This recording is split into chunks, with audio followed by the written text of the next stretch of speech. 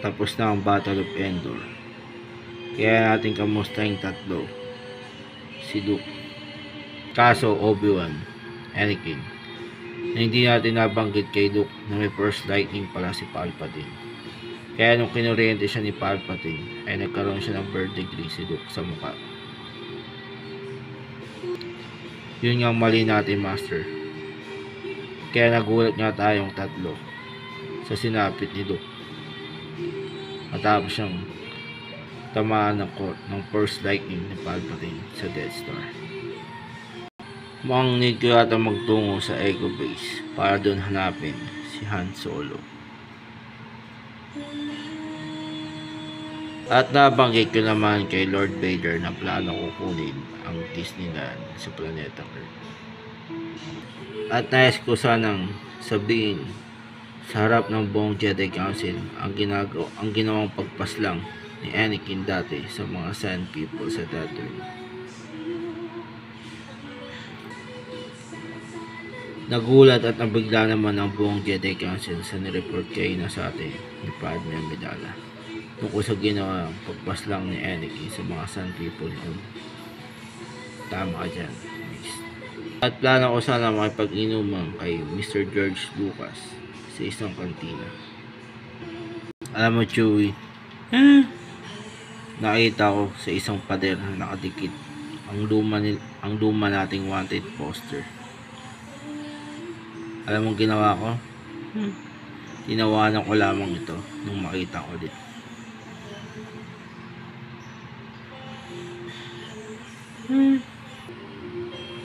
Sa dami ng trahedya na dumating sa buhay ko bilang isang Jedi, hindi ko man lang naisip sumanib sa dark side kahit kailan.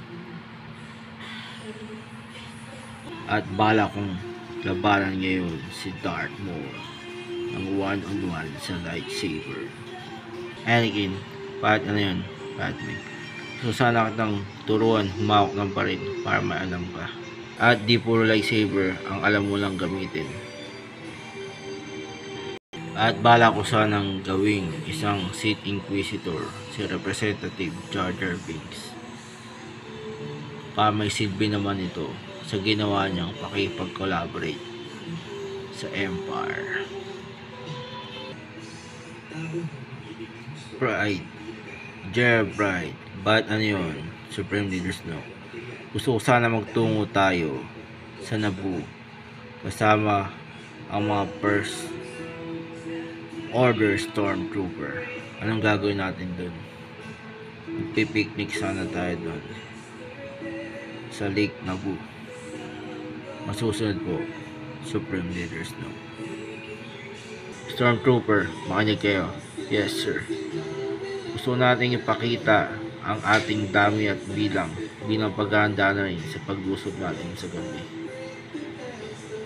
Yes, sir. Munti ka na masunog kayo na ang buong Jedi Temple dahil naiwan natin bukas ang stove at ang ice cream maker.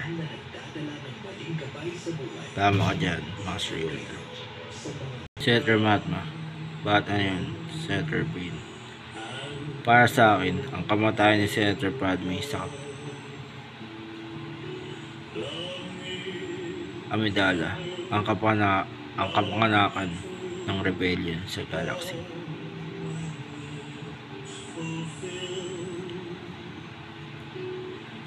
Dahil sa kanya nasimulan natin dapat sa delegation of 2000. At ngayon, pagpapatuloy natin dalawa ito hanggang sa hinaharap ng ating galaxy. Tama ka dyan, Senator Bean. Mga kailangan ko yata magmadali dahil may rap battle pa ako kay Robocop sa planetang Earth sa may Detroit City. At hiwalay ko naman ng kaluluwa ni Anakin bilang Vader doon pa lamang sa Mustafar. At bakit napapangiti ka, Master May, sa laban natin? Siyempre, nang malaman ko na wala kang balak gawing Master si Anakin, kundi habang buhay lamang siyang apprentice mo. Kahit na sumalib siya sa dark side. Tama ka dyan. Wala akong balak na gawing master si Anakin kahit sumalib pa sa dark side. Balak ko lamang siyang gawing apprentice habang buhay. Wakas, Master Obi-Wan. Sa wakas, Vader. Pagkausap niyo tayong dalawa kahit sa pamamagitan naman ng Force. Tama ka dyan, Obi-Wan. At nabutan ko kayo nang itatanggal si Senator Padme ng kanyang hair wig. At balak ko santang subukan sa aking master na si Anakin habang nagpapahinga ito ngayon.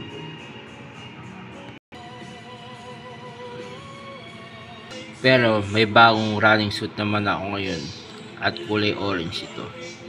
So kung sana makita mo to, okay. Sige po, Master Ahsoka. At ngayon, kung ano-anong weapons naman ang susubukan kong hawakan ngayon. Pero kailangan ko na mag-ingat, baka matumba ako sa bintana at tumalsik ako sa sobrang bigat ng mga weapons na to. At ayon naman sa akin, gagana lamang health card insurance ni Vader kapag nasa rank of master siya. Kaso hanggang ngayon, wala pa siya sa rank of master. Grabe, napaginipan ko si Anakin na nakatayo sa may hallway ng Arcade of a Jedi. At kailangan naming gawin ni Finn na dalawa ang pagpuna sa mga kapwa namin tuwing may nakikita kaming kamalian sa kanila. At gusto ko na malabanan ngayon si Palpatine.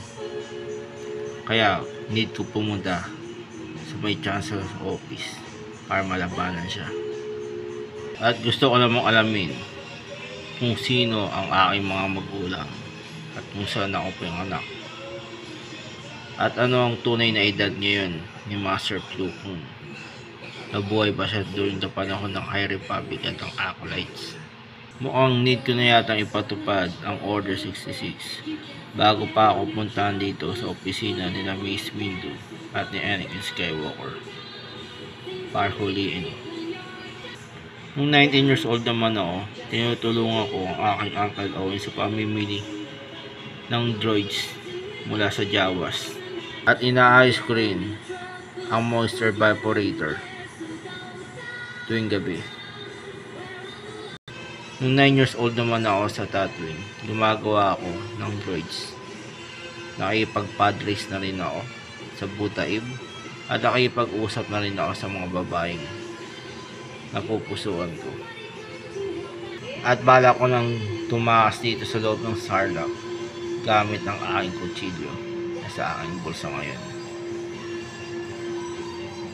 At nakalimutan ko pala na need ko pala makipag-date ngayon sa former Padawan ng aking amang si Anakin na si Ahsoka Tano. Need nating magdesisyon na tatlo na pagdayuin ng kampal na sina Luke at Leia. Palagay ko, tama ka dyan, Master Yoda. Need nga natin gawin to. Mukhang nagkagusto na yata ako kay Princess Leia simula nang iniligtas namin siyang dalawa ni Han Solo sa Death Star 3 years ago. Pero Master Yoda, makalipas lamang 22 years, malaking problema natin ang lihim na pagtingin ni Luke sa kanyang kapatid na si Leia. Tama ka dyan, Obi-Wan. Yun yung malaking problema natin yung naiwan 20 years ago. A Toolbox Production 48 hour speakers. A long time ago in a galaxy far, far away. Blaster Origin Season 6. The Omniverse Part 4. Written story by Jana Palma. #NowPlaying. To be continued in the saga lives on. The end.